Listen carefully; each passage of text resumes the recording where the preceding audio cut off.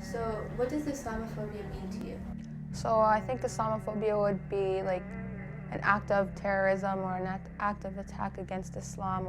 I think Islamophobia is the fear of hatred of Muslims. It makes me think of people that don't like Islam because they're too ignorant to see, to open their hearts to it.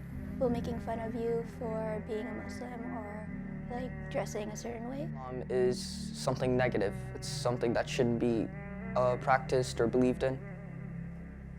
So I think it's people that don't understand Islam. People hating on Muslims, dehumanizing them. Have you ever experienced Islamophobia? Yeah. In what ways? When I was in third grade, in my public school, I used to some kids that cornered me and then they took my hijab off because they really wanted to see my hair. Once I was walking by the masjid and a group of white guys just screamed Allahu Akbar and just drove away. I've had multiple experiences where people would randomly come up to me and just yell or scream, and they'd be taking out their anger on something I don't control. If I don't agree with them, what they're saying or something, they'll just immediately resort to calling me a terrorist. Yeah, I've had a couple experiences with Islamophobia, and usually my response is a little bit of shock and sometimes using humor to kind of cope with it because I don't understand why it's happening to us. If you saw someone getting their hijab ripped off today, what would you do? How would you help them? I would go over to them and I'd cover them so that people wouldn't see their hair, and then I would report the person.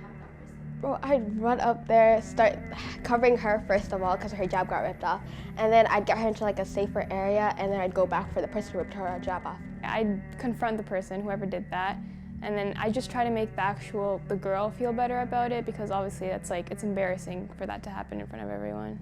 There's not much I would be able to do, because if I'm wearing a headscarf myself, I would be scared, what if I'm the next victim? If you ever see a guy getting harassed because of the clothes that he's wearing, physically, how would you react to that? What would you do to help him?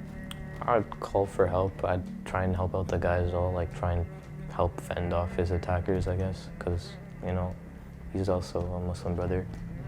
I'd stand up, defend whoever it's happening to.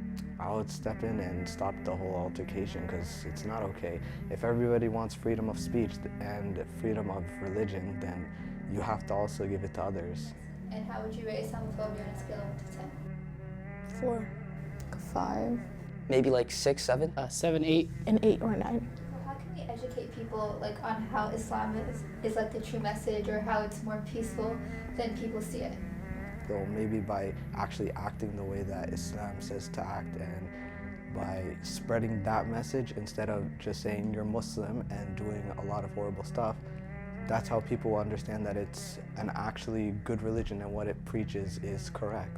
I think just raising awareness, especially on social media, where a lot of people find it safe to voice their negative opinions. I think just continuing to fight back and show them what Islam is and who Muslims are.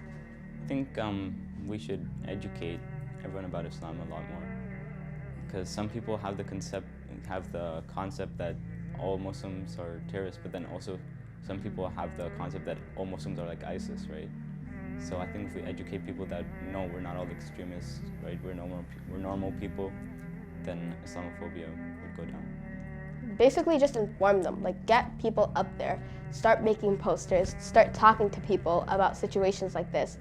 Tell them about stuff like this happening. Islamophobia is very common nowadays. By giving more lessons, more podcasts, or more classes, more Islamic classes. Honestly, doing something like this, speaking more about it, breaking the stigma. If you're ever scared to wear a hijab or a headscarf, I feel you shouldn't be afraid, because you should know you're not alone, and stuff like this does happen, but you got to learn how to grow stronger as an individual to overcome that. Mr. Speaker, if anyone thinks racism and hatred don't exist in this country, I ask to them this: how do we explain such violence to that child in hospital? How can we look families in the eye and say Islamophobia isn't real? When you listen to the black Muslim woman who constantly looks over her shoulder at the bus stop, fearing someone will pull off her hijab or hurt her, she she'll tell you Islamophobia exists.